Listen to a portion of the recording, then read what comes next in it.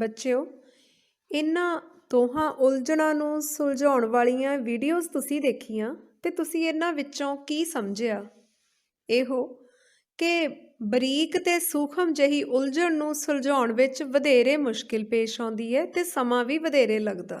ਬਿਲਕੁਲ ਉਸੇ ਤਰ੍ਹਾਂ ਜੋ ਨਾਜ਼ੁਕ ਮਸਲੇ ਹੁੰਦੇ ਆ ਉਹਨਾਂ ਦਾ ਹੱਲ ਕਰਨ ਲਈ ਵੀ ਸਾਨੂੰ ਵਧੇਰੇ ਸਬਰ, ਸ਼ਾਂਤੀ, ਧੀਰਜ, ਸੁਹਿਰਦਤਾ, ਇਕਾਗਰਤਾ, ਤੇਜ਼ ਬੁੱਧੀ,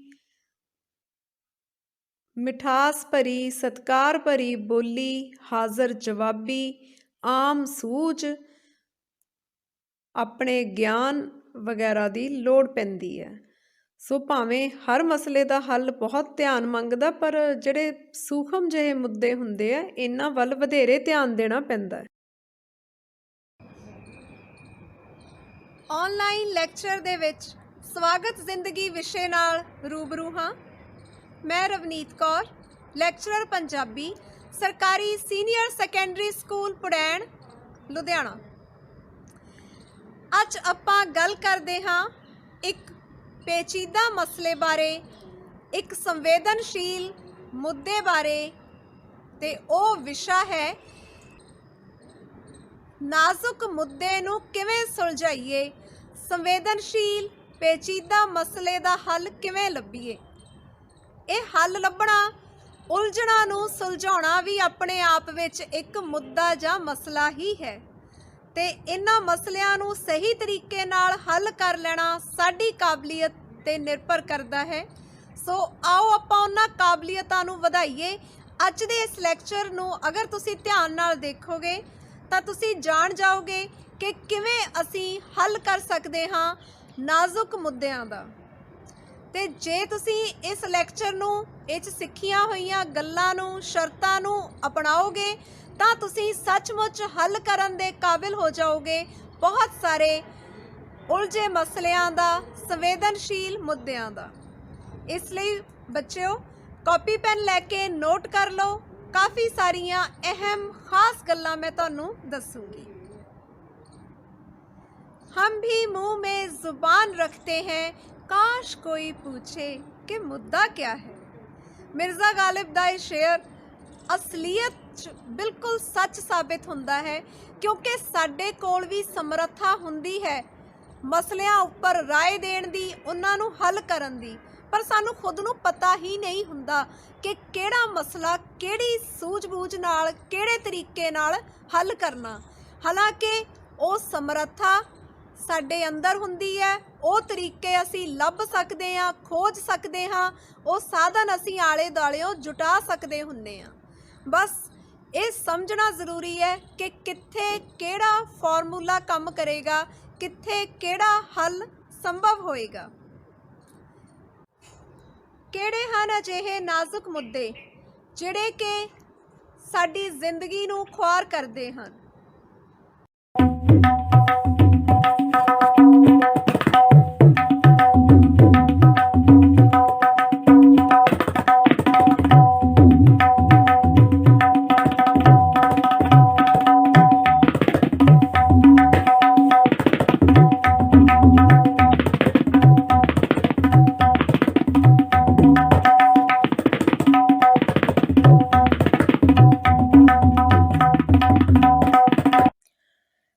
ਪਹਿਲਾਂ ਤੁਹਾਡੀ ਪਾਠ ਪੁਸਤਕ ਵਿੱਚੋਂ ਹੀ ਇਹ ਸਮਝਦੇ ਹਾਂ ਕਿ ਨਾਜ਼ੁਕ ਮੁੱਦੇ ਦੀ ਪਰਿਭਾਸ਼ਾ ਕੀ ਹੈ ਤੇ ਇਹਨਾਂ ਬਾਰੇ ਜਾਣਨਾ, ਸਮਝਣਾ ਕਿਉਂ ਜ਼ਰੂਰੀ ਹੈ।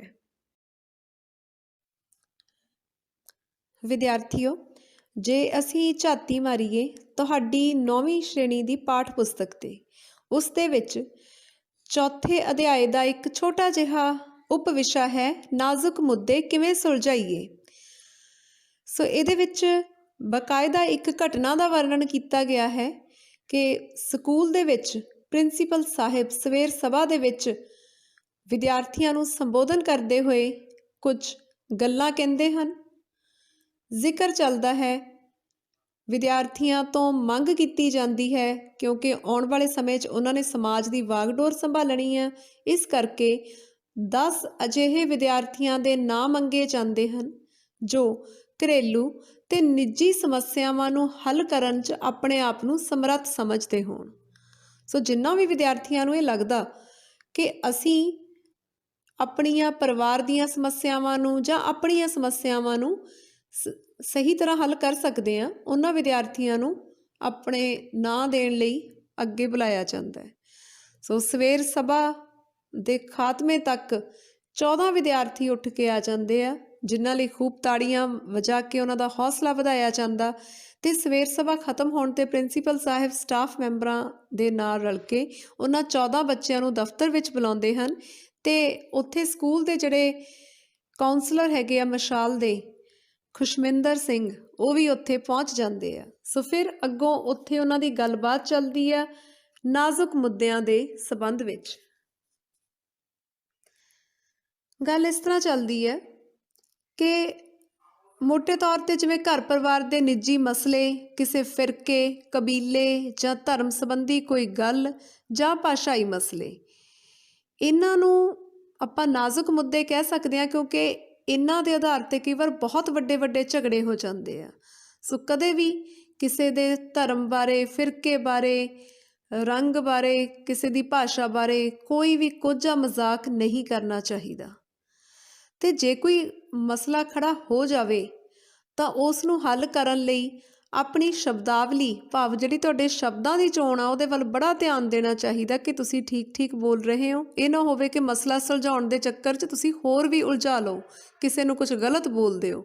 ਸੋ ਕਿਸੇ ਦੀਆਂ ਭਾਵਨਾਵਾਂ ਨੂੰ ਠੇਸ ਪਹੁੰਚਾਉਣ ਵਾਲੀ ਗੱਲ ਤਾਂ ਬਿਲਕੁਲ ਕਰਨੀ ਹੀ ਨਹੀਂ ਹੈ। ਅਗਲੀ ਗੱਲ ਇਹ ਵੀ ਹੈ ਕਿ ਬਹੁਤ ਸਹਿਜ ਰਹੀਏ, ਕਾਹਲੀ ਵਿੱਚ ਨਹੀਂ ਬਲਕਿ ਆਰਾਮ ਦੇ ਨਾਲ, ਸੂਝ-ਬੂਝ ਦੇ ਨਾਲ ਗੱਲ ਕਰਨ ਦੀ ਜ਼ਰੂਰਤ ਹੁੰਦੀ ਹੈ।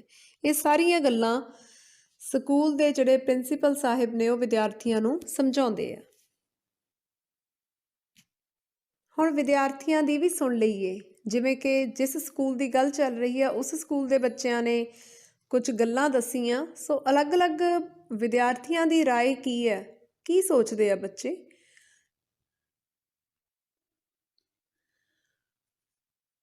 ਇੱਕ ਬੱਚੇ ਦਾ ਕਹਿਣਾ ਸੀ ਕਿ ਉਹਨਾਂ ਦੇ ਘਰ ਵਿੱਚ ਕਦੇ-ਕਦੇ ਐਵੇਂ ਹੀ ਤਣਾਅ ਬਣ ਜਾਂਦਾ ਹੈ। ਇੱਕ ਲੜਕੀ ਦੱਸ ਰਹੀ ਸੀ ਕਿ ਉਸਦੇ ਗੁਆਂਢ ਵਿੱਚ ਇੱਕ ਦੋ ਮੁੰਡੇ ਕੁਝ ਗਲਤ ਕਮੈਂਟ ਕਰਦੇ ਆ। ਸੋ ਜਿਹੜੀ ਇਹ ਈਵ ਟੀਜ਼ਿੰਗ ਆ, ਗਲਤ ਕਮੈਂਟ ਕਰਨਾ, ਕਿਸੇ ਨੂੰ ਗਲਤ ਬੋਲਣਾ, ਇਹ ਵੀ ਬੜੇ ਖਤਰਨਾਕ ਮੁੱਦਿਆਂ ਨੂੰ ਜਨਮ ਦੇ ਦਿੰਦਾ ਹੈ। ਇੱਕ ਲੜਕਾ ਦੱਸ ਰਿਹਾ ਸੀ ਕਿ ਉਹਨਾਂ ਦੇ ਸਾਹਮਣੇ ਵਾਲੀ ਕਲਾਸ ਵਿੱਚ ਇੱਕ ਛੋਟੇ ਜਿਹੇ ਮੁੰਡੇ ਨੂੰ ਵੱਡੇ ਮੁੰਡੇ ਪਰਦੇਸੀ ਪਰਦੇਸੀ ਕਹਿ ਕੇ ਛੇੜਦੇ ਆ, ਉਸ ਦਾ ਪੁੱਠਾ ਨਾਂ ਰੱਖਦੇ ਆ ਤੇ ਗਾਲਾਂ ਕੱਢਦੇ ਆ। ਇੱਕ ਕੁੜੀ ਨੇ ਦੱਸਿਆ ਕਿ ਉਹਨਾਂ ਦੀ ਗਲੀ 'ਚ ਕੁਝ ਲੋਕਾਂ ਦੇ ਗਲਤ ਸੰਬੰਧ ਹਨ, ਜਿਨ੍ਹਾਂ ਕਰਕੇ ਉਹਨਾਂ ਦੇ ਘਰਾਂ ਵਿੱਚ ਝਗੜਾ ਚੱਲਦਾ ਹੀ ਰਹਿੰਦਾ। ਸੋ ਬੱਚੇ ਇਹਨਾਂ ਨਾਜ਼ੁਕ ਮਸਲਿਆਂ ਤੋਂ ਅਣਜਾਣ ਨਹੀਂ ਸੀ, ਕਿਉਂਕਿ ਮਸਲੇ ਨਾਜ਼ੁਕ ਬੇਸ਼ੱਕ ਹੋਣ ਪਰ ਗੰਭੀਰ ਬਹੁਤ ਹਨ। ਇਹਨਾਂ ਦੇ ਕਰਕੇ ਘਰਾਂ ਵਿੱਚ ਵੀ ਤਣਾਅ ਹੁੰਦਾ ਹੈ, ਬੰਦੇ ਦੇ ਆਪਣੇ ਜੀਵਨ ਦੇ ਵਿੱਚ ਤਣਾਅ ਆ ਜਾਂਦਾ ਤੇ ਸਾਡੇ ਸਾਰੇ ਸਮਾਜ ਦੇ ਵਿੱਚ ਹੀ ਸਮੱਸਿਆਵਾਂ ਖੜੀਆਂ ਹੁੰਦੀਆਂ ਨੇ। ਅੱਗੋਂ ਫਿਰ ਸਕੂਲ ਕਾਉਂਸਲਰ ਖੁਸ਼ਮਿੰਦਰ ਸਿੰਘ ਨੇ ਬੱਚਿਆਂ ਨੂੰ ਸਮਝਾਇਆ ਕਿ ਹੁਣ ਉਹ ਇਹ ਤਾਂ ਸਮਝ ਚੁੱਕੇ ਆ ਕਿ ਇਹ ਨਾਜ਼ੁਕ ਜਾਂ ਸੂਖਮ ਮੁੱਦੇ ਕਿਹੜੇ ਹੁੰਦੇ ਆ, ਜਿਨ੍ਹਾਂ 'ਚੋਂ ਬਹੁਤਿਆਂ ਦਾ ਹੱਲ ਇੱਕਦਮ ਜਾਂ ਧੱਕੇ ਨਾਲ ਨਹੀਂ ਕੀਤਾ ਜਾ ਸਕਦਾ। ਇਹਨਾਂ ਨੂੰ ਹੱਲ ਕਰਨ ਲਈ ਸਬਰ, ਸੰਤੋਖ ਦਾ ਹੋਣਾ, ਗਿਆਨ ਦਾ ਹੋਣਾ, ਸਹੀ ਭਾਸ਼ਾ ਦਾ ਹੋਣਾ, ਸਮੱਸਿਆ ਦੇ ਮੂਲ ਕਾਰਨ ਚੰਗੀ ਤਰ੍ਹਾਂ ਪਤਾ ਕਰਨੇ, ਇਹ ਸਭ ਜ਼ਰੂਰੀ ਆ। ਦੂਜੇ ਬੰਦੇ ਨੂੰ ਸਤਿਕਾਰ ਨਾਲ ਸੁਣਨਾ ਤੇ ਸੂਝ-ਬੂਝ ਸਹਿਜ ਨਾਲ ਸੋਚ ਕੇ ਫੈਸਲਾ ਲੈਣਾ, ਕਿਉਂਕਿ ਜੇ ਅਸੀਂ ਇਕੱਲੇ ਬੋਲੀ ਜਾਵਾਂਗੇ, ਸਲਾਹਾਂ ਦੇਈ ਜਾਵਾਂਗੇ, ਫਿਰ ਗੱਲ ਨਹੀਂ ਬਣਦੀ। ਪਹਿਲਾਂ ਇੱਕ ਚੰਗੇ ਸਰੋਤਾ ਹੋਣਾ ਜ਼ਰੂਰੀ ਹੈ। ਪਹਿਲਾਂ ਧਿਆਨ ਨਾਲ ਗੱਲ ਸੁਣੀਏ, ਸਮਝੀਏ, ਫਿਰ ਹੀ ਆਪਣੀ ਕੋਈ ਰਾਏ ਦਈਏ। ਬਿਨਾਂ ਮੰਗਿਆਂ ਸਲਾਹ ਵੀ ਨਹੀਂ ਦੇਣੀ ਚਾਹੀਦੀ ਤੇ ਸਲਾਹ ਵੀ ਉਹੀ ਦੇਣੀ ਚਾਹੀਦੀ ਹੈ ਜਿਹੜੀ ਵਾਜਬ ਹੋਵੇ, ਜਿਹਦੇ ਨਾਲ ਕੋਈ ਫਾਇਦਾ ਹੋਵੇ। ਵਿਦਿਆਰਥੀਆਂ ਵਿੱਚ ਕਿਹੋ ਜਿਹੇ ਮਸਲੇ ਬੜੇ ਸੂਖਮ ਹੁੰਦੇ ਹਨ, ਉਹ ਕਿਹੜੇ ਮਸਲੇ ਹਨ ਜਿਹੜੇ ਬੜੇ ਗੰਭੀਰ ਹਨ ਤੇ ਜਿਨ੍ਹਾਂ ਦਾ ਹੱਲ ਬਹੁਤ ਸੋਚ ਸਮਝ ਕੇ ਕਰਨਾ ਚਾਹੀਦਾ ਹੈ। ਇਸ ਬਾਰੇ ਸੋਚਦਿਆਂ ਮੈਂ ਕੁਝ ਵਿਦਿਆਰਥੀਆਂ ਦੀ ਹੀ ਰਾਏ ਲਈ ਕਿ ਪਹਿਲਾਂ ਬੱਚਿਆਂ ਤੋਂ ਪੁੱਛਿਆ ਜਾਵੇ ਉਹ ਕਿੰਨਾ ਗੱਲਾਂ ਉੱਪਰ ਵਧੇਰੇ ਚਿੰਤਾ ਕਰ ਜਾਂਦੇ ਹਨ, ਸਟ੍ਰੈਸ ਹੋ ਜਾਂਦਾ ਹੈ, ਤਣਾਅ ਲੈ ਜਾਂਦੇ ਹਨ ਜਾਂ ਗੁੱਸੇ ਹੋ ਜਾਂਦੇ ਹਨ। ਸੋ ਕਿਹੜੇ ਅਜਿਹੇ ਕਾਰਕ ਹਨ, ਕਿਹੜੇ ਤੱਤ ਹਨ, ਕਿਹੋ ਜਿਹੀਆਂ ਗੱਲਾਂ ਹਨ ਜਿਨ੍ਹਾਂ ਦਾ ਵਿਦਿਆਰਥੀਆਂ ਉੱਪਰ ਬੜਾ ਬੁਰਾ ਅਸਰ ਪੈਂਦਾ ਹੈ ਕਿਹੋ ਜਿਹੇ ਹਨ ਉਹ ਮਸਲੇ ਜਿਹੜੇ ਵਿਦਿਆਰਥੀਆਂ ਨੂੰ ਧੁਰ ਅੰਦਰ ਤੱਕ ਝੰਜੋੜ ਦਿੰਦੇ ਹਨ। ਸੋ ਜਦੋਂ ਇਹ ਗੱਲਬਾਤ ਕੀਤੀ ਤਾਂ ਕੁਝ ਵਿਦਿਆਰਥਣਾਂ ਬਹੁਤਾ ਖੁੱਲ੍ਹ ਕੇ ਨਹੀਂ ਬੋਲੀਆਂ, ਜਿਸ ਦੂਸਰੇ ਪਾਸੇ ਕੁਝ ਵਿਦਿਆਰਥੀਆਂ ਨੇ ਵਿਚਾਰ ਦਿੱਤੇ ਜਿਨ੍ਹਾਂ ਦੇ ਆਧਾਰ 'ਤੇ ਅਸੀਂ ਇਹ ਅਨੁਮਾਨ ਲਗਾ ਸਕਦੇ ਹਾਂ ਕਿ ਵਿਦਿਆਰਥੀਆਂ ਖਾਸ ਕਰਕੇ ਕਿਸ਼ੋਰ ਉਮਰ ਦੇ ਲੜਕਿਆਂ ਉੱਪਰ ਕਿੰਨਾਂ ਗੱਲਾਂ ਦਾ ਬੁਰਾ ਅਸਰ ਪੈਂਦਾ ਹੈ, ਕਿਉਂ ਛੇਤੀ ਭੜਕ ਪੈਂਦੇ ਹਨ ਨੌਜਵਾਨ, ਉਹ ਕਿਹੜੇ ਕਾਰਨ ਹਨ ਜਿਹੜੇ ਧੁਰ ਅੰਦਰ ਤੱਕ ਝੰਜੋੜ ਦਿੰਦੇ ਹਨ ਇਹਨਾਂ ਨੌਜਵਾਨਾਂ ਨੂੰ। ਜਦੋਂ ਕੋਈ ਘਰਦਿਆਂ ਬਾਰੇ ਗਲਤ ਲੈਂਗੁਏਜ ਵਰਤਦਾ ਅਤੇ ਆਪਸ 'ਚ ਗਾਲਾਂ ਕੱਢਦੇ ਹਨ। ਕਿਸੇ ਦੇ ਮਾਤਾ ਪਿਤਾ ਦਾ ਗਲਤ ਨਾਂ ਲੈ ਕੇ ਉਸ ਨੂੰ ਛੇੜਦੇ ਹਨ। ਮੈਂ ਹਰਮਨਪ੍ਰੀਤ ਸਿੰਘ, ਜਿਹਦਾ ਪਹਿਲਾ ਕਾਰਨ ਹੈ ਕਿ ਨੈਟਵਰਕ ਇਸ਼ੂ। ਜਿਹੜੇ ਬੱਚੇ ਪਿੰਡਾਂ ਵਾਲੇ ਪਾਸੇ ਰਹਿੰਦੇ ਨੇ ਉਹ ਆਨਲਾਈਨ ਕਲਾਸਿਸ ਜੁਆਇਨ ਨਹੀਂ ਕਰ ਪਾਉਂਦੇ ਕਿਉਂਕਿ ਨੈਟਵਰਕ ਇਸ਼ੂ ਦੀ ਪ੍ਰੋਬਲਮ ਬਹੁਤ ਜ਼ਿਆਦਾ ਹੁੰਦੀ ਹੈ ਪਿੰਡਾਂ ਵਾਲੇ ਪਾਸੇ।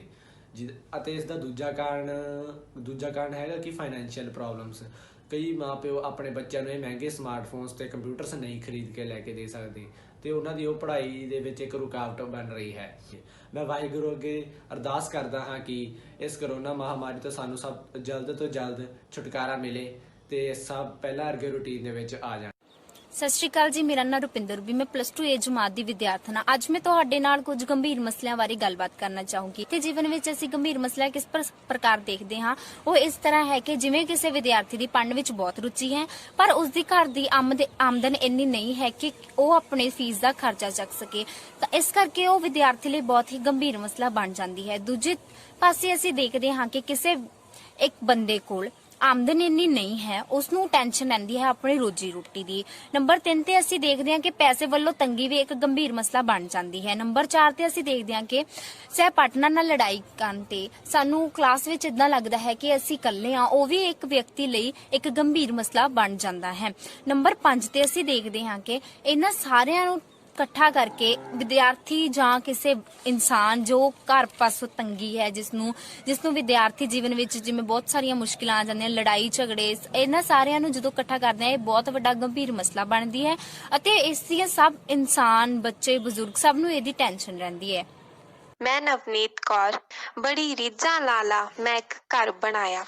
ਇੱਥੇ ਹਾਸੇ ਮੇਰੇ ਇੱਕ ਪਾਸੇ ਨੇ, ਇੱਥੇ ਉਡਾਰੀ ਜੇ ਮੈਂ ਭਰਦੀ ਹਾਂ ਤਾਂ ਦੁਨੀਆ ਦੀ ਅੱਗ 'ਚ ਸੜਦੀ ਹਾਂ। ਮੇਰੇ ਸੁਪਨੇ ਚੁਣ ਚੁਣ ਸੁੱਟੇ ਨੇ, ਮੇਰੀ ਖੁੱਲ੍ਹਦੇ ਰਾਹ ਵੀ ਕੁੱਟੇ ਨੇ। ਇਹ ਘਰ ਮੇਰੀਆਂ ਰੀਝਾਂ ਦਾ ਅੱਜ ਆਪਣਿਆਂ ਨੇ ਬਿਖੇਰਿਆ ਏ, ਮੇਰੀ ਖੁਸ਼ੀ ਭੁਲਾ ਕੇ ਅੱਜ ਕਿੱਸਾ ਮੇਰਾ ਨਿਬੇੜਿਆ ਏ। ਕੋਈ ਗਲਤ ਟਿੱਪਣੀ ਕਿਸੇ ਦੇ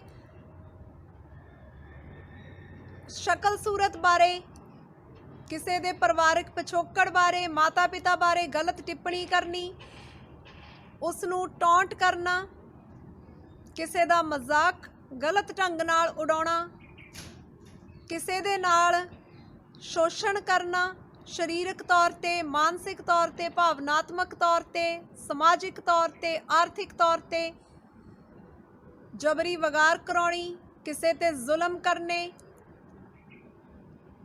ਕਿਸੇ ਦੀਆਂ ਭਾਵਨਾਵਾਂ ਨਾਲ ਖਿਲਵਾੜ ਕਰਨਾ, ਅੰਧ ਵਿਸ਼ਵਾਸਾਂ ਦੇ ਵਿੱਚ ਪਾ ਕੇ ਕਿਸੇ ਦਾ ਤਰਕ ਖੋਹ ਲੈਣਾ, ਕਿਸੇ ਦੀ ਨਿੱਜੀ ਜ਼ਿੰਦਗੀ ਨੂੰ ਮੁੱਦਾ ਬਣਾ ਕੇ ਸਾਰਿਆਂ 'ਚ ਪੇਸ਼ ਕਰਨਾ, ਕਿਸੇ ਤੇ ਚਿੱਕੜ ਉਛਾਲਣੇ,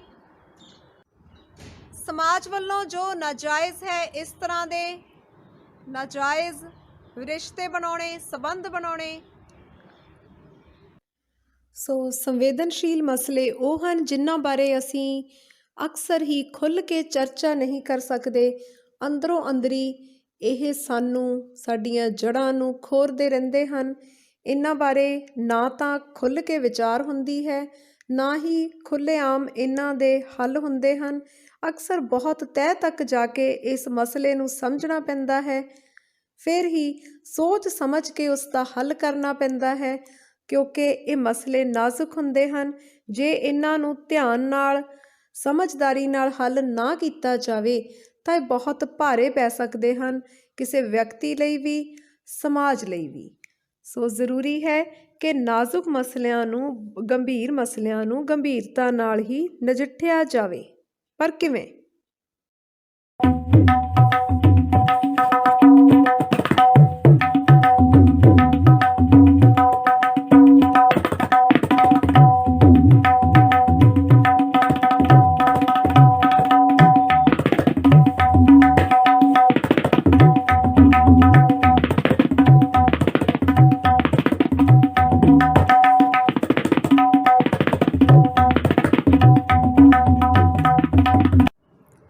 ਪਿਆਰੇ ਵਿਦਿਆਰਥੀਓ, ਕਈ ਵਾਰ ਕੁਝ ਮਸਲੇ ਅਜਿਹੇ ਹੁੰਦੇ ਹਨ ਜਿਨ੍ਹਾਂ ਨੂੰ ਵੇਖ ਕੇ ਅਸੀਂ ਐਵੇਂ ਹੀ ਘਬਰਾ ਜਾਂਦੇ ਹਾਂ, ਜਦ ਕਿ ਉਹਨਾਂ ਦਾ ਹੱਲ ਕਰਨ ਲਈ ਸਾਨੂੰ ਬਹੁਤਾ ਫਿਕਰ ਕਰਨ ਦੀ ਜ਼ਰੂਰਤ ਨਹੀਂ ਹੁੰਦੀ।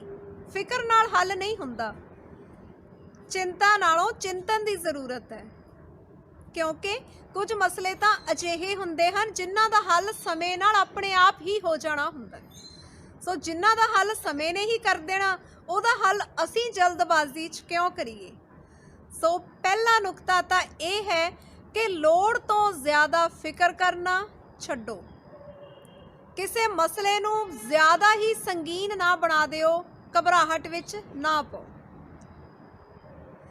ਕਹਿੰਦੇ ਨੇ ਹੱਸਦਿਆਂ ਦੇ ਘਰ ਵਾਸਤੇ। ਸੋ ਜਿੰਨੇ ਅਸੀਂ ਖੁਸ਼ ਰਹਾਂਗੇ, ਸ਼ਾਂਤ ਰਹਾਂਗੇ, ਪੀਸ ਆਫ ਮਾਈਂਡ ਦੇ ਨਾਲ ਕੋਈ ਵੀ ਹੱਲ ਕਰਾਂਗੇ ਤਾਂ ਸਾਡੇ ਹੱਲ ਜ਼ਿਆਦਾ ਚੰਗੇ ਹੋਣਗੇ। ਥੋੜੀ ਸ਼ਾਂਤੀ ਬਣਾ ਕੇ ਰੱਖੀਏ, ਸਮਾਂ ਬਹੁਤ ਗੱਲਾਂ ਦਾ ਹੱਲ ਕਰ ਦਿੰਦਾ। ਇਹਦੇ ਲਈ ਮੈਂ ਇੱਕ ਛੋਟੀ ਜਿਹੀ ਉਦਾਹਰਨ ਦਿੰਨੀ ਆ। ਇੱਕ ਦੇਸ਼ ਹੈ ਕੈਨੇਡਾ, ਉੱਥੋਂ ਦੇ ਕਾਉਂਸਲਰ ਦੀ ਉਦਾਹਰਨ ਹੈ ਕਿ ਉੱਥੇ ਇੱਕ ਬੱਚਾ ਬੜਾ ਹੀ ਖਿਜਿਆ ਹੋਇਆ, ਫਰਸਟ੍ਰੇਟ ਹੋਇਆ ਉਸ ਕਾਉਂਸਲਰ ਕੋਲ ਗਿਆ ਤੇ ਉਸ ਨੂੰ ਕਹਿੰਦਾ ਕਿ ਮੇਰੇ ਮਾਪੇ ਮੈਨੂੰ ਘਰੋਂ ਬਾਹਰ ਜਾਣ ਤੇ ਵੀ ਬਾਰ-ਬਾਰ ਪੁੱਛਦੇ ਆ, ਮੇਰੇ ਤੇ ਨਿਗਾਹ ਰੱਖਦੇ ਆ, ਮੈਨੂੰ ਟੋਕਦੇ ਆ ਕਿ ਤੂੰ ਆਹ ਮੁੰਡਿਆਂ ਨਾਲ ਸੰਗਤ ਨਹੀਂ ਕਰਨੀ, ਤੂੰ ਗਲਤ ਗਰੁੱਪ 'ਚ ਨਹੀਂ ਜਾਣਾ। ਮੈਨੂੰ ਕਿਉਂ ਟੋਕਦੇ ਆ ਤੇ ਸਾਰੀ ਉਮਰ ਮੇਰੀ ਇਦਾਂ ਹੀ ਲੰਘੂਗੀ। ਤਾਂ ਉਹ ਕਾਉਂਸਲਰ ਨੇ ਸਮਝਾਇਆ ਸੀ ਕਿ ਕੁਝ ਮਸਲਿਆਂ ਦਾ ਹੱਲ ਸਮੇਂ ਦੇ ਨਾਲ, ਜਿਉਂ-ਜਿਉਂ ਅਸੀਂ ਸਿਆਣੇ ਹੁੰਦੇ ਆ, ਆਪਣੇ ਆਪ ਹੋ ਜਾਂਦਾ। ਤਾਂ ਉਸਨੇ ਉਦਾਹਰਨ ਦਿੱਤੀ, ਜਿਵੇਂ ਛੋਟੇ ਬੱਚੇ ਨੂੰ ਮਾਪੇ ਉਂਗਲੀ ਫੜ ਕੇ ਤੋਰਦੇ ਆ, ਉਨੀ ਦੇਰ ਤੱਕ ਜਿੰਨੀ ਦੇਰ ਤੱਕ ਉਹਨੂੰ ਆਪ ਸੰਭਲ ਕੇ ਤੁਰਨਾ ਨਹੀਂ ਆਉਂਦਾ। ਹੁਣ ਤਾਂ ਉਸਦੀ ਉਂਗਲੀ ਫੜ ਕੇ ਨਹੀਂ ਤੋਰਦੇ ਕਿਉਂਕਿ ਉਹ ਵੱਡਾ ਹੋ ਗਿਆ ਤੇ ਨਾਲ ਨਾਲ ਇਹ ਕਿ ਉਹਨੂੰ ਤੁਰਨਾ ਆ ਗਿਆ। ਉਸੇ ਤਰ੍ਹਾਂ ਜਦੋਂ ਉਸ ਨੂੰ ਇਹ ਪਤਾ ਲੱਗ ਗਿਆ ਕਿ ਚੰਗੀ ਸੰਗਤ ਕਿਹੜੀ ਹੈ, ਬੁਰੀ ਸੰਗਤ ਤੋਂ ਕਿਵੇਂ ਬਚਣਾ ਹੈ, ਤਾਂ ਉਸ ਨੂੰ ਇਸ ਪੱਖੋਂ ਵੀ ਟੋਕਣਾ ਤੇ ਸੁਚੇਤ ਕਰਨਾ ਛੱਡ ਦੇਣਗੇ। ਸੋ ਇਹਨਾਂ ਗੱਲਾਂ ਤੇ ਘਬਰਾਉਣ ਦੀ ਜ਼ਰੂਰਤ ਨਹੀਂ, ਕਿਉਂਕਿ ਅਕਸਰ ਜਿਹੜੇ ਚੜ੍ਹਦੀ ਉਮਰ ਦੇ ਬੱਚੇ ਹੁੰਦੇ ਆ, ਨੌਜਵਾਨ ਹੁੰਦੇ ਆ, ਉਹਨਾਂ ਨੂੰ ਇਹ ਗੱਲ ਕਾਫੀ ਬੁਰੀ ਲੱਗਦੀ ਹੈ ਕਿ ਸਾਡੇ ਮਾਪੇ ਸਾਨੂੰ ਕਿਉਂ ਟੋਕਦੇ ਆ, ਔਰ ਇਹੀ ਉਹਨਾਂ ਲਈ ਇੱਕ ਸੰਗੀਨ ਮਸਲਾ ਬਣ ਜਾਂਦਾ ਹੈ, ਜਿਹਦੇ ਕਰਕੇ ਉਹ ਆਪਣੇ ਮਾਪਿਆਂ ਤੋਂ ਦੂਰ ਹੋ ਜਾਂਦੇ ਨੇ ਤੇ ਆਪਣੇ ਹਮ ਉਮਰ ਦੇ ਸਾਥੀਆਂ ਦੇ ਨੇੜੇ ਹੋ ਜਾਂਦੇ ਆ, ਭਾਵੇਂ ਉਹ ਸਾਥੀ ਉਹਨਾਂ ਲਈ ਚੰਗੇ ਹੋਣ ਜਾਂ ਨਾ ਹੋਣ। ਸੋ ਪਹਿਲਾਂ ਤਾਂ ਇਹ ਮੰਨ ਕੇ ਚੱਲੋ ਕਿ ਤੁਹਾਡੇ ਮਾਪੇ ਤੁਹਾਡੇ ਹਿਤੈਸ਼ੀ ਨੇ, ਤੁਹਾਡੇ ਪੱਖ ਵਿੱਚ ਨੇ, ਤੁਹਾਡੇ ਲਈ ਚੰਗਾ ਸੋਚਦੇ ਆ। ਉਹਨਾਂ ਦਾ ਟੋਕਣਾ ਬੁਰਾ ਨਹੀਂ ਆ, ਬਲਕਿ ਜ਼ਰੂਰੀ ਆ। ਜੇ ਉਹਨਾਂ ਨੂੰ ਜ਼ਿਆਦਾ ਟੋਕਣਾ ਪੈ ਰਿਹਾ ਤਾਂ ਸਮਝੋ ਕਿਤੇ ਨਾ ਕਿਤੇ ਤੁਹਾਡੇ 'ਚ ਕਮੀ ਹੈ, ਤੁਸੀਂ ਉਹਨਾਂ ਦਾ ਵਿਸ਼ਵਾਸ ਨਹੀਂ ਜਿੱਤ ਸਕੇ। ਠੀਕ ਹੈ, ਅੱਜ ਤੋਂ ਬਾਅਦ ਇਹ ਵੀ ਖਿਆਲ ਰੱਖਣਾ। ਦੂਸਰੀ ਗੱਲ, ਉਹਨਾਂ ਮਾਪਿਆਂ ਲਈ ਜੋ ਅੱਜ ਇਹ ਲੈਕਚਰ ਦੇਖ ਰਹੇ ਆ, ਜਾਂ ਫਿਰ ਉਹ ਵਿਦਿਆਰਥੀ ਜਿਹੜੇ ਆਪਣੇ ਮਾਪਿਆਂ ਤੱਕ ਇਹ ਸੁਨੇਹਾ ਪਹੁੰਚਾ ਦੇਣਗੇ, ਇਹ ਗੱਲ ਹੈ ਕਿ ਆਪਣੇ ਬੱਚਿਆਂ ਨਾਲ ਸਮਾਂ ਬਿਤਾਓ ਤੇ ਉਹਨਾਂ ਤੋਂ ਇਹ ਪੁੱਛੋ ਕਿ ਕਿਹੜੀ ਗੱਲ ਦਾ ਉਹਨਾਂ ਦੇ ਮਨ ਉੱਪਰ ਬੋਝ ਹੈ ਜਾਂ ਕਿਹੜੇ ਮਸਲੇ ਨੂੰ ਉਹ ਵੱਡਾ ਸਮਝਦੇ ਆ। ਸੋ ਵਿਦਿਆਰਥੀਆਂ ਤੋਂ, ਆਪਣੇ ਬੱਚਿਆਂ ਤੋਂ ਵੀ ਤੁਸੀਂ ਉਹਨਾਂ ਦੇ ਲਈ ਜੋ ਖਾਸ ਮਸਲੇ ਨੇ, ਗੁੰਝਲਾਂ ਨੇ, ਉਲਝਣਾਂ ਨੇ, ਉਹਨਾਂ ਬਾਰੇ ਪੁੱਛੋ।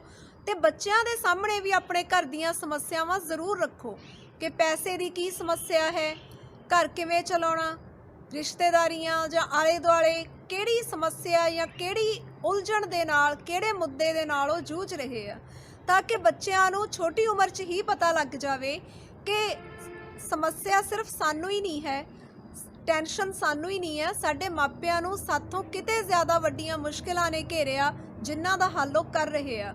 ਹੋ ਸਕਦਾ ਇਸ ਨਾਲ ਬੱਚਾ ਇੰਨਾ ਜ਼ਿੰਮੇਵਾਰ ਬਣ ਜਾਵੇ ਕਿ ਤੁਹਾਨੂੰ ਮੁਸ਼ਕਿਲਾਂ 'ਚ ਪਾਵੇ ਹੀ ਨਾ। ਦੂਸਰੀ ਗੱਲ, ਉਹ ਤੁਹਾਡੇ ਲਈ ਹਮਦਰਦੀ ਰੱਖੇਗਾ, ਸੰਵੇਦਨਸ਼ੀਲਤਾ ਰੱਖੇਗਾ, ਉਹ ਤੁਹਾਡੇ ਮਸਲਿਆਂ ਨੂੰ ਸਮਝੇਗਾ। ਤੀਸਰੀ ਗੱਲ, ਜਦੋਂ ਆਉਣ ਵਾਲੇ ਸਮੇਂ 'ਚ ਮਸਲੇ ਉਹਦੇ ਸਾਹਮਣੇ ਆਉਣਗੇ ਤਾਂ ਉਹ ਇਹਨਾਂ ਦਾ ਚੰਗਾ ਹੱਲ ਕਰ ਸਕੇਗਾ, ਕਿਉਂਕਿ ਉਹ ਹੁਣੇ ਤੋਂ ਹੀ ਇਹਨਾਂ ਬਾਰੇ ਜਾਣਨ ਲੱਗ ਗਿਆ। ਤੇ ਚੌਥੀ ਗੱਲ, ਹੋ ਸਕਦਾ ਤੁਹਾਡੇ ਮਸਲੇ ਦਾ ਹੱਲ ਤੁਹਾਡਾ ਬੱਚਾ ਬਹੁਤ ਵਧੀਆ ਢੰਗ ਨਾਲ ਕਰ ਦੇਵੇ। ਆਓ ਹੁਣ ਕੁਝ ਪ੍ਰਸ਼ਨਾਂ ਦੇ ਉੱਤਰ ਦੇ ਕੇ ਵੇਖਦੇ ਹਾਂ। ਸੋ ਪਹਿਲਾ ਸਵਾਲ ਹੈ ਕਿ ਕਾਉਂਸਲਰ ਸਾਹਿਬ ਨੇ ਬੰਦ ਮੁੱਠੀ ਵੱਲ ਇਸ਼ਾਰਾ ਕੀਤਾ ਸੀ ਕਿ ਮਸਲਿਆਂ ਦਾ, ਖਾਸ ਕਰਕੇ ਸੂਖਮ ਮਸਲਿਆਂ ਦਾ ਹੱਲ ਕਰਨ ਲਈ ਬੰਦ ਮੁੱਠੀ ਦੀ ਵੀ ਜ਼ਰੂਰਤ ਪੈਂਦੀ ਹੈ। ਸੋ ਬੰਦ ਮੁੱਠੀ ਕਿਸ ਚੀਜ਼ ਦਾ ਪ੍ਰਤੀਕ ਹੈ? ਕਿਸ ਢੰਗ ਨਾਲ ਹੱਲ ਕਰਨ ਦਾ ਪ੍ਰਤੀਕ ਹੈ? ਸੋਚੋ ਤੇ ਦੱਸੋ। ਜੀ ਬਿਲਕੁਲ, ਕਿ ਕੁਝ ਰਾਜ਼ ਸਾਰਿਆਂ ਸਾਹਮਣੇ ਜ਼ਾਹਰ ਕਰਨ ਵਾਲੇ ਨਹੀਂ ਹੁੰਦੇ। ਜਿਵੇਂ ਬੰਦ ਮੁੱਠੀ 'ਚ ਬਹੁਤ ਕੁਝ ਗੁਪਤ ਰੱਖਿਆ ਜਾਂਦਾ ਹੈ, ਰਾਜ਼ ਭੇਤ ਸਾਂਭ ਕੇ ਰੱਖੇ ਜਾਂਦੇ ਹਨ। ਉਸੇ ਤਰ੍ਹਾਂ ਹੀ ਜਦੋਂ ਅਸੀਂ ਕਿਸੇ ਦੇ ਨਾਜ਼ੁਕ ਮਸਲੇ ਦਾ ਹੱਲ ਕਰਨ ਦੀ ਕੋਸ਼ਿਸ਼ ਕਰਨੀ ਆ ਤਾਂ ਉਸ ਦੀ ਜਿਹੜੀ ਨਿੱਜੀ ਜ਼ਿੰਦਗੀ ਹੈ, ਉਸ ਦੇ ਰਾਜ਼ ਖਿਲਾਰ ਨਹੀਂ ਦੇਣੇ ਆਲੇ ਦੁਆਲੇ, ਬਲਕਿ ਉਹਨਾਂ ਨੂੰ ਗੁਪਤ ਰੱਖਣ ਦੀ ਲੋੜ ਹੈ। ਦੂਸਰਾ ਪ੍ਰਸ਼ਨ ਕਿ ਅਗਰ ਇਹ ਮੁੱਠੀ ਖੋਲ੍ਹ ਲਈਏ ਤਾਂ ਜਿਹੜੀਆਂ ਇਸ ਦੀਆਂ 5 ਉਂਗਲਾਂ ਨਜ਼ਰ ਆਉਂਦੀਆਂ ਹਨ, ਇਹਨਾਂ ਵਿੱਚ ਕੋਈ ਅਜਿਹੇ 5 ਨਾਜ਼ੁਕ ਮਸਲਿਆਂ ਦੇ ਨਾਂ ਲਿਖੋ ਜਿਨ੍ਹਾਂ ਬਾਰੇ ਆਪਾਂ ਚਰਚਾ ਕੀਤੀ ਹੈ, ਜਾਂ ਫਿਰ ਜਿਨ੍ਹਾਂ ਦੀ ਚਰਚਾ ਨਹੀਂ ਹੋਈ ਪਰ ਤੁਹਾਡੀ ਨਜ਼ਰ 'ਚ ਉਹ ਮਸਲੇ ਬਹੁਤ ਨਾਜ਼ੁਕ ਹਨ। 5 ਸੰਵੇਦਨਸ਼ੀਲ ਮੁੱਦਿਆਂ ਦੇ ਨਾਂ ਲਿਖੋ।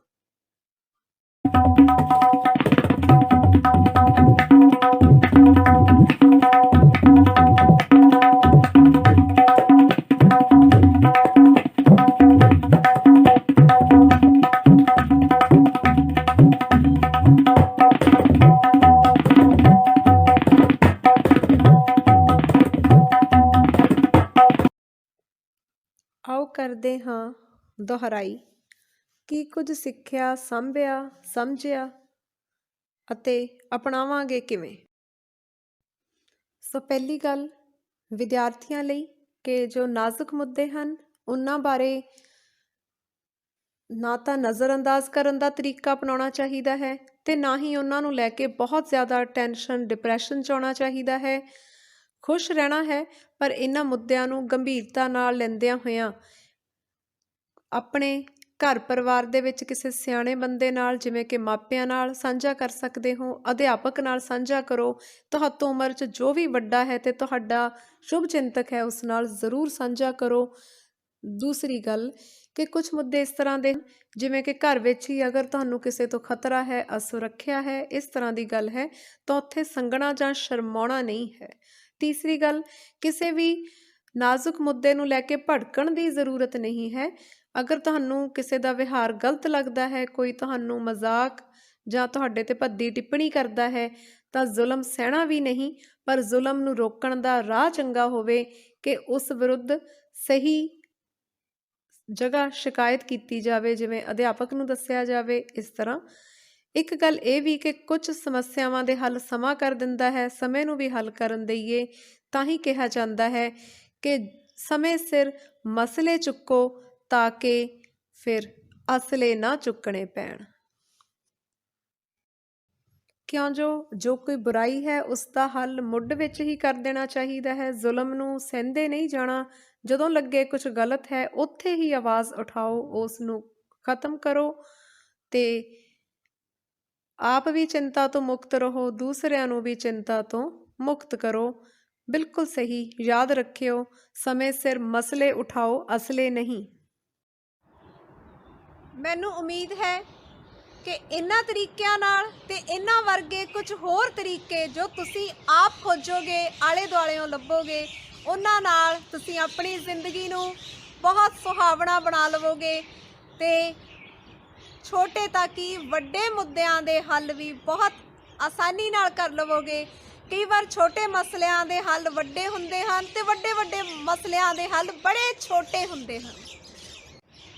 ਉਮੀਦ ਹੈ ਤੁਸੀਂ ਘੁੱਗ ਵਸਦੀ ਜ਼ਿੰਦਗੀ ਜਿਉਵੋਗੇ, ਸੁੱਖ ਚੈਨ ਆਰਾਮ ਨਾਲ ਜਿਉਵੋਗੇ, ਆਪਣੇ ਦਰਪੇਸ਼ ਮਸਲਿਆਂ ਦਾ ਹੱਲ ਵੀ ਬਹੁਤ ਚੰਗੀ ਤਰ੍ਹਾਂ ਕਰੋਗੇ ਤੇ ਆਪਣਿਆਂ ਨੂੰ ਵੀ, ਆਲੇ ਦੁਆਲੇ ਨੂੰ ਵੀ ਸਮੱਸਿਆਵਾਂ ਤੋਂ ਨਿਜਾਤ ਦਿਵਾਓਗੇ। ਕਿਸੇ ਲਈ ਸਮੱਸਿਆ ਨਹੀਂ ਬਣੋਗੇ, ਸਮੱਸਿਆ ਦਾ ਹੱਲ ਬਣੋਗੇ। ਜ਼ਿੰਦਗੀ ਜ਼ਿੰਦਾਬਾਦ।